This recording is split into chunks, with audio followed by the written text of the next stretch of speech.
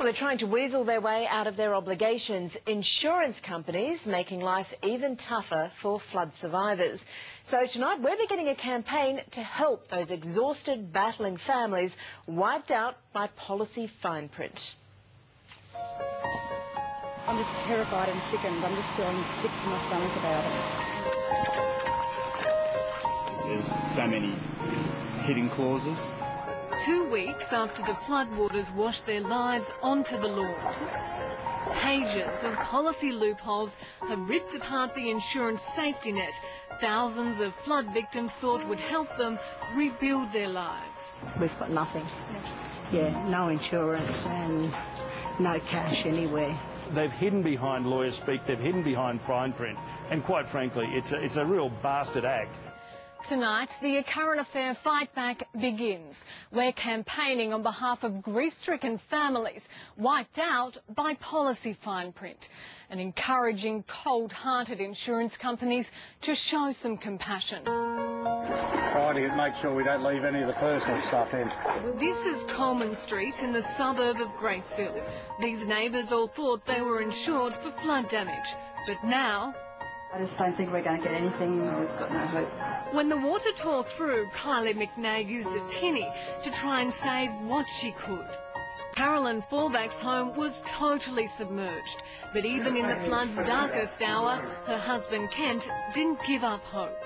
You pay them money, and this is what it's all for, and then they don't come through for you. That's not really fair. Across the road is Craig Spears. His pregnant wife hasn't yet returned to see the devastation. Their insurance company dealt them the cruelest of blows. From going from yes, yes, you would be covered, it's a big weight off your shoulders, and now they've told me no. Just as tragic is the story of Stephen and Wendy Fisher. Their $350,000 renovation was finished just the day before the floodwaters demolished their dream. No, I can just see a bed in 3 rooms and a seating off the floor. I'll give you one good example. A person who has their house on the side of a hill. The water came down, a flash flood hit it before the water from the rising river hit them. And they're saying, no, because that flash flood hit you first, then the rising river, you're only going to get 15%. Mate, I can tell you, they should have accepted only 15% of the policy. They're so un-Australian. You know, I'm absolutely disgusted, and I want the federal government and the state government to come in and straighten out insurance companies once and for all. Ipswich Mayor Paul Basali is baying for blood. It's do or die for insurance companies in Australia, because I'm not going to let them get away with it. There's no money for emergency accommodation to replace white goods or furniture. What's it like for you to stand in here and see this?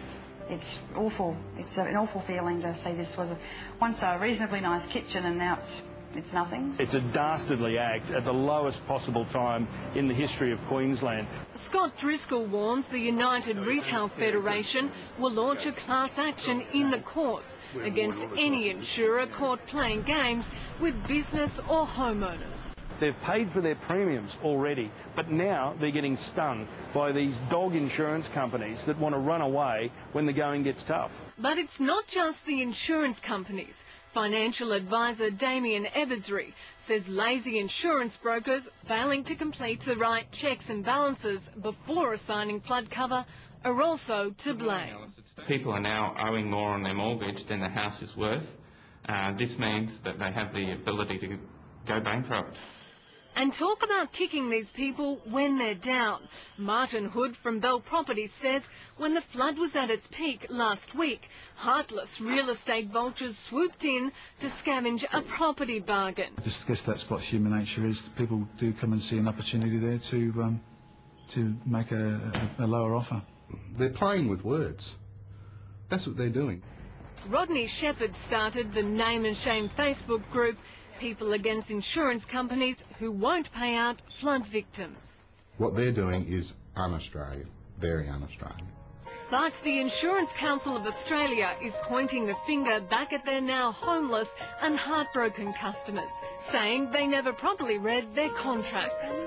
Everywhere I've gone, they're doing everything they can to wangle out of paying money to decent people. In the end, dealing with insurance companies could end up more painful than dealing with the actual floods. We just would love them just to have a heart and just to come and have a look and just sort of see the devastation. We'll make sure that they feel the full wrath of the law. We'll make sure that they're exposed for being the cons that they are, and we'll make sure that we get some justice for these people that they're prepared to turn their back on. And so will we at A Current Affair. We are going to continue this campaign. If you feel that you've been hard done by your insurance company, send us an email. We'll see what we can do.